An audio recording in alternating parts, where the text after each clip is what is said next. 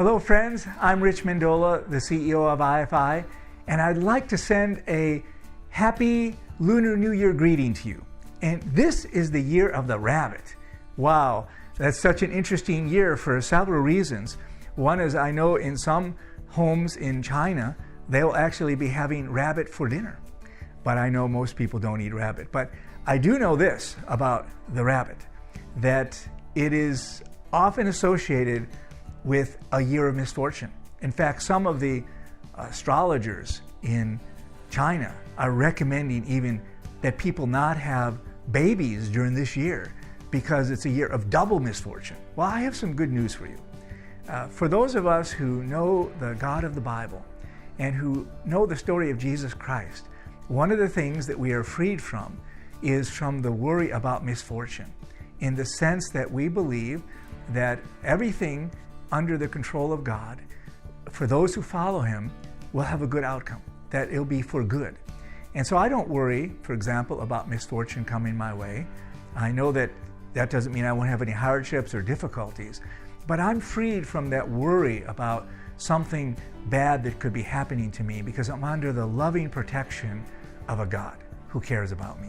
So that's one beautiful thing that we can reflect on in the year of the rabbit, is whether or not we are worried about misfortune and how we can get rid of that worry by getting to know the Lord of heaven and earth. A second thing is, in the Bible, rabbits are referred to as unclean animals. And very interesting that God made this distinction between some animals that you were supposed to eat and some animals you weren't supposed to eat. And these animals you weren't supposed to eat were called unclean animals. Now, it wasn't really a problem with those animals, but God was using it as an illustration about a problem actually that existed in the human heart, of an unclean heart.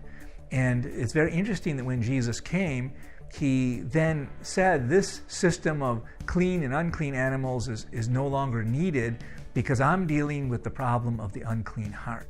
And Jesus talks about how our hearts can be cleansed and how we can be made right with God, and so that this idea of being unclean before God is removed. And that also is such a good thought in the year of the rabbit, to think about how we can be made clean.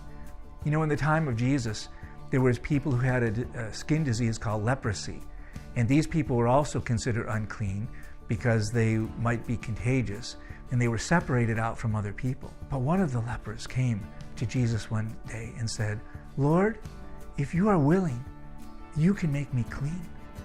And you know what Jesus said? He said, "I am willing." And He reached out and touched the man, and immediately the man became clean. Wow, I hope that this is a message for you in the year of the rabbit, to think about how you too can be made clean, how your sins can be washed away, how you can be restored in a relationship to God.